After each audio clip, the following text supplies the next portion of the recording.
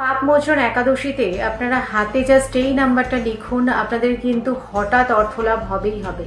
কি করবেন এই দিন? আপনারা এই পাপমোচন একাদশীর দিন অর্থাৎ 15ই মার্চ আপনারা সকালবেলা স্নান টান করে শুদ্ধ বস্ত্র পরে হাতে গ্রিন কালার কালির পেন দিয়ে 111 লিখুন।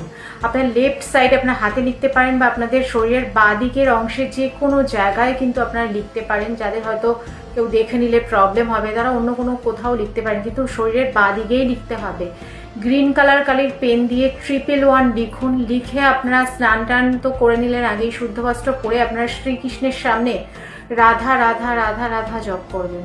আপনারা যারা পারবেন এক মালা জপ করবেন, যারা পারবেন মন যখন আপনাদের অন্যদিকে চলে যাবে, ধরুন জপ করছেন রাধা নাম, মন অন্যদিকে চলে যাবে আপনারা স্টপ করে দেবেন। যতক্ষণ পারবেন জপ করবেন হাতে এই নাম্বারটা লিখে, আপনাদের কিন্তু অর্থ লাভ হবেই হবে। ছোট্ট একটা উপায়, পাপমোচন একাদশীর দিন যারা চাইছেন হঠাৎ অর্থ লাভ আপনাদের হোক, তারা কিন্তু এই উপায়টি করতে পারেন, খুব ভালো রেজাল্ট পাবেন।